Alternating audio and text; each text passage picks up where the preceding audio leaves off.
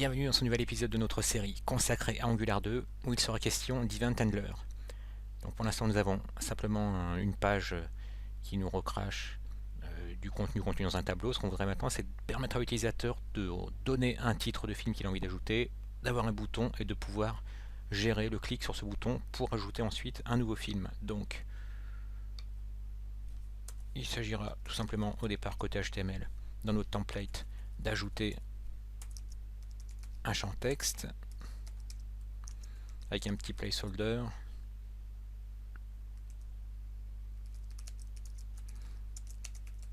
et une petite indication pour que l'utilisateur sache quoi faire, quoi mettre dans le champ texte, notre bouton ajouter, et donc c'est là qu'on a envie de pouvoir gérer l'événement clic. Alors si vous avez connu Angular 1, on gérait le clic en fait à l'aide de la directive ngClick. Et ensuite en valeur on avait la fonction qui aurait été appelée au clic de ce bouton. Et bien en fait maintenant les choses sont plus simples dans Angular 2 puisqu'il suffit maintenant d'indiquer l'événement qu'on a envie de gérer et on l'indique entre parenthèses. L'avantage il est double. C'est d'une part vous n'avez plus à rechercher à savoir si les développeurs d'Angular ont développé une directive spécifique, parce qu'à l'époque vous vous souvenez dans Angular 1 il y avait la directive ngClick, ngFocus, etc. Enfin, il y en avait toute une palanquée. Et bien maintenant dès que vous avez envie de gérer un événement du DOM, il suffit d'indiquer entre parenthèses pour le gérer. Donc finalement dans Angular 2 il y a beaucoup moins de directives du coup, et vous avez notamment toutes ces directives qui servaient à gérer les événements du DOM. Donc là on veut gérer le clic, donc entre parenthèses on met clic. On veut le gérer au moment du clic, on veut appeler la méthode addMovie, donc là il faut aller dans le composant et ajouter notre méthode pardon, addMovie. Mais pour l'instant, on va simplement lui faire afficher clic.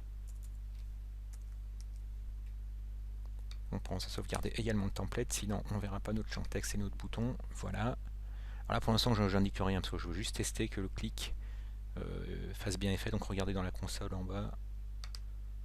Là, c'est bon. Le clic est bien géré. Et donc maintenant, ce qu'on voudrait, c'est pouvoir récupérer le contenu du champ texte. Parce que là, pour l'instant, si je tape voilà, finalement il n'y a que notre clic et nous on voudrait récupérer la valeur du champ texte. Et bien en fait on va utiliser la même logique que celle utilisée précédemment quand on avait créé à l'aide de dièse la variable movie, pour créer une variable, donc une référence à quelque chose. Côté template on utilise un dièse et là on veut utiliser une référence à quoi? Une référence à tout cet input texte, tout ce champ texte. On va l'appeler par exemple movie title. Title.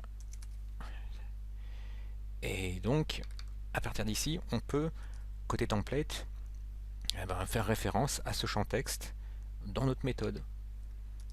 Et nous, ce qui nous intéresse, c'est pas le champ texte en entier, c'est uniquement la valeur tapée. Donc si on tape, avec un V minuscule, une référence à notre champ texte .value,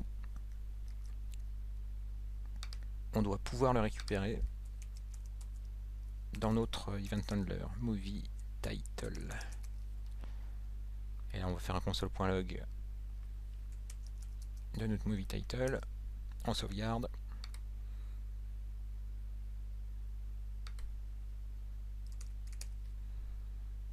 Et là, vous avez vu, ça nous a bien récupéré la valeur du champ texte. Et vraiment, bon, après, l'intérêt, c'est quand même de pouvoir pousser ce nouveau titre dans notre tableau. Bon, là, c'est tout simple, c'est du classique. C'est simplement, comme c'est un tableau, on peut appeler la méthode push du tableau et on push le titre du film.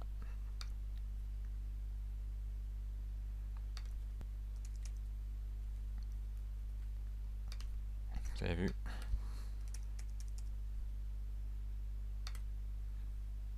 Donc si on récapitule, maintenant la gestion des événements se fait simplement en ajoutant entre parenthèses l'événement qu'on a envie de gérer. Comme là on était sur un bouton, c'était l'événement clic qui nous intéressait. Et ensuite vous pourriez sur d'autres types d'éléments, je sais pas, gérer le mousse down, mousse over, etc. Enfin tous les événements habituels du DOM. Donc on indique le clic qu'on veut gérer, en valeur on met l'event handler, et ensuite, comme nous on voulait récupérer la valeur du texte, eh ben, qu'est-ce qu'on a fait? On a créé une référence à notre champ texte, à l'aide de dièse et puis un nom de variable.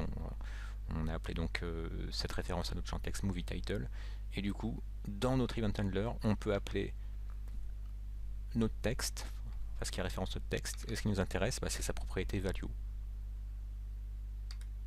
Du coup, ça nous permet de passer notre titre, celui qui avait été passé au champ texte, et ensuite de faire un push pour l'ajouter au tableau. Voilà pour la gestion des événements, donc en Angular 2. Merci d'avoir suivi cette vidéo et à bientôt.